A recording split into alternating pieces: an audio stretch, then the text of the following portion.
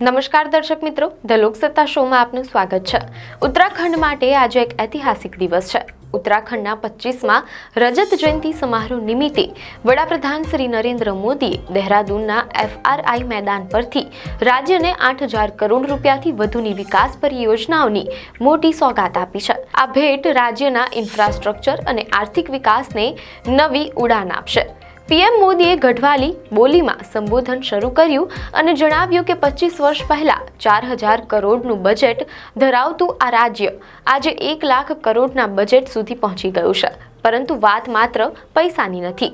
વડાપ્રધાને આગામી 25 વર્ષ માટે એક મોટું વિઝન રજૂ કર્યું છે। ઉત્તરાખંડને વિશ્વની આધ્યાત્મિક રાજધાની બનાવવાનું તેમણે દરેક વિધાનસભા ક્ષેત્રમાં પર્યટન કેન્દ્ર અને સ્થાનિક ઉત્પાદનોને પ્રોત્સાહન આપવા પર ભાર મૂક્યો છે। તો કયા ક્ષેત્રોમાં મળી છે આ મોટી ભેટ? ચાલો જાણીએ આ વિશે વિગતવાર માહિતી। ઉત્તરાખંડ માટે આજે એક ઐતિહાસિક દિવસ હતો। ઉત્તરાખંડ રાજ્ય સ્થાપના દિવસના રજત જયંતિ સમારોહ નિમિત્તે વડાપ્રધાન શ્રી નરેન્દ્ર મોદીએ દહેરાદૂનના FRI મેદાનમાં આયોજિત ભવ્ય કાર્યક્રમમાં ભાગ લીધો। આ પ્રસંગે પીએમ મોદીએ રાજ્યને 8,000 કરોડ રૂપિયાથી વધુની વિકાસ પરિયોજનાઓની મોટી સોગાત આપી છે, જેનાથી પ્રદેશના ઇન્ફ્રાસ્ટ્રક્ચર અને સામાજિક વિકાસને નવી ગતિ મળવાની અપેક્ષા છે। મીડિયા અહેવાલો અનુસાર આ વિકાસ યોજનાઓ પેયજળ, સિંચાઈ, તકનીકી શિક્ષણ, ઉર્જા, શહેરી વિકાસ, રમતગમત અને કૌશલ્ય વિકાસ સહિતના અનેક મુખ્ય ક્ષેત્રો સાથે સંબંધિત છે। કાર્યક્રમ દરમિયાન પીએમ મોદીએ સૌપ્રથમ ગઢવાલી બોલીમાં પોતાનું સંબોધન શરૂ કર્યું, જેણે લોકોમાં ઉત્સાહ જગાવ્યો। પીએમ મોદીએ ઉત્તરાખંડના રજત જયંતિ પર્વ પર સૌને અભિનંદન પાઠવ્યા અને આંદોલન દરમિયાન પોતાનું જીવન ન્યોછાવર કરનાર તમામ બલિદાનીઓને શ્રદ્ધાંજલિ આપી। आप जानते हैं कि उत्तराखंड की अब तक की विकास यात्रा में कई रुकावटें आई हैं, लेकिन भाजपा की मजबूत सरकार ने हर बार उन बाधाओं को पार किया और ये सुनिश्चित किया है कि विकास की गति पर ब्रेक न लगे। उत्तराखंड की धामी सरकार ने जिस गंभीरता से यहाँ समान नागरिक संहिता को लागू किया, वो दूसरे राज्यों के लिए भी मिसाल है।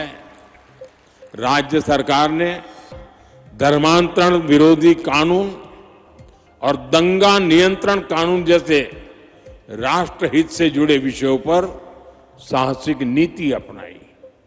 प्रदेश में तेजी से उभर रहे जमीन कब्जाने और डेमोग्राफी में बदलाव जैसे संवेदनशील मुद्दे पर भी भाजपा सरकार ठोस कार्रवाई कर रही है। आपदा प्रबंधन के क्षेत्र में उत्तराखंड सरकार ने तेजी और संवेदनशीलता के साथ काम करते हुए जनता की हर संभव मदद का प्रयास किया है। અને આંદોલન દરમિયાન પોતાનું જીવન ન્યોછાવર કરનાર તમામ બલિદાનીઓને શ્રદ્ધાંજલિ આપી। વડાપ્રધાને જણાવ્યું કે 25 વર્ષ પહેલા જ્યારે રાજ્ય નવું બન્યું હતું ત્યારે સાધનો અને બજેટની કમી હતી, પરંતુ આજે તસવીર બદલાઈ ગઈ છે। રાજ્ય જ્યારે નવું બન્યું ત્યારે તેનું વાર્ષિક બજેટ માત્ર 4,000 કરોડ રૂપિયા હતું, જે આજે વધીને 1 લાખ કરોડ રૂપિયા સુધી પહોંચી ગયું છે। તેમણે ઉમેર્યું કે રાજ્યએ દરેક સેક્ટરમાં વિકાસ કર્યો છે। શ્રદ્ધાળુઓ અને પ્રવાસીઓની સંખ્યામાં વધારો થયો છે અને ઉત્તરાખંડના યુવાનો આજે ગર્વથી વિકાસની વાત કરી રહ્યા છે। મીડિયા અહેવાલો અનુસાર પીએમ મોદીએ ઉત્તરાખંડના ભાવિ માટે એક મહત્વાકાંક્ષી વિઝન રજૂ કર્યું। તેમણે સવાલ કર્યો કે આવતા 25 વર્ષમાં ઉત્તરાખંડને કઈ સ્થિતિમાં જોવા માંગીએ છીએ અને ત્યારબાદ કહ્યું કે જો ઉત્તરાખંડ નિશ્ચય કરી લે તો તેને આધ્યાત્મિક રાજધાની તરીકે વિશ્વભરમાં ઓળખ મળી શકે છે। તેમણે સૂચન કર્યું કે ઉત્તરાખંડના દરેક વિધાનસભા ક્ષેત્રમાં એક નાનું પર્યટન કેન્દ્ર બનાવવું જોઈએ, જ્યાં ઉત્તરાખંડના સ્વાદિષ્ટ વ્યંજનો મળી શકે। વડાપ્રધાને સ્થાનિક મેળાઓ અને સ્થાનિક ઉત્પાદનોને પ્રોત્સાહન આપવા પર ભાર મૂક્યો, જેથી રાજ્યની છુપાયેલી આર્થિક સંભાવનાઓને ઉજાગર કરી શકાય। વડાપ્રધાન મોદીએ ઉત્તરાખંડને આપેલી 8,260 કરોડની સોગાતમાં વિવિધ ક્ષેત્રોને આવરી લેવામાં આવ્યા છે। મીડિયા અહેવાલો અનુસાર પેયજળ અને સિંચાઈના ક્ષેત્રે દહેરાદૂનમાં સોંગબંધ પેયજળ પરિયોજના અને નૈનીતાલમાં જમરાની બંધ બહુઉદ્દેશ્ય પરિયોજનાનો શિલાન્યાસ કરાયો। સાથે જ અમૃત યોજના હેઠળ દહેરાદૂન જળ પુરવઠાનું લોકાર્પણ થયું. વીજળી અને ઉર્જા માટે પિથોરાગઢ જિલ્લામાં વિદ્યુત સબસ્ટેશન અને સરકારી ભવનોમાં સૌર ઉર્જા પ્લાન્ટનું લોકાર્પણ કરવામાં આવ્યું. શિક્ષણ અને રમતગમતમાં ચંપાવતમાં મહિલા ખેલ મહાવિદ્યાલયની સ્થાપનાનો શિલાન્યાસ અને હલ્દવાની સ્ટેડિયમમાં એસ્ટ્રોટર્ફ હોકી મેદાનનું લોકાર્પણ મુખ્ય હતું. આ ઉપરાંત કૃષિ અને અન્ય ક્ષેત્રોમાં નૈનીતાલમાં અત્યાધુનિક ડેરી પ્લાન્ટનો શિલાન્યાસ કરાયો. મીડિયા અહેવાલો અનુસાર પ્રધાનમંત્રી ફસલ બીમા યોજના હેઠળ 28,000થી વધુ ખેડૂતોના બેંક ખાતામાં 62 કરોડ રૂપિયાની સહાયતા રાશિ પણ જારી કરવામાં આવી. આ તમામ પરિયોજનાઓ ઉત્તરાખંડના ઇન્ફ્રાસ્ટ્રક્ચર અને આર્થિક વિકાસ માટે પાયાનો પથ્થર સાબિત થશે.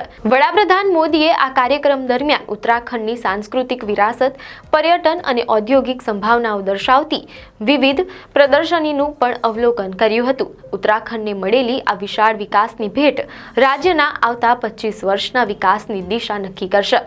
આમ વડાપ્રધાન શ્રી નરેન્દ્ર મોદી દ્વારા ઉત્તરાખંડના રજત જયંતિ સમારોહ નિમિત્તે આપવામાં આવેલી 8,260 કરોડ રૂપિયાની આ ભેટ દેવભૂમિના ઇન્ફ્રાસ્ટ્રક્ચર અને આર્થિક ભવિષ્ય માટે પાયાનો પથ્થર સાબિત થશે.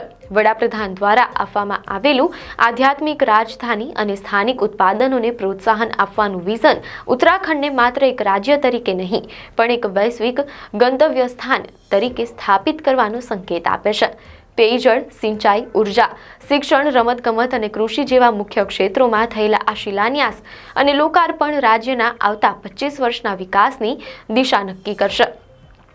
રાજ્યનું બજેટ 4,000 કરોડથી 1 લાખ કરોડ સુધી પહોંચવું એ જ બતાવે છે કે ઉત્તરાખંડ હવે વિકાસની નવી ઉડાન ભરવા માટે તૈયાર છે. આપને માહિતી સારી લાગી હોય તો વિડીયોને લાઇક અને શેર કરજો, ચેનલને સબસ્ક્રાઇબ કરજો.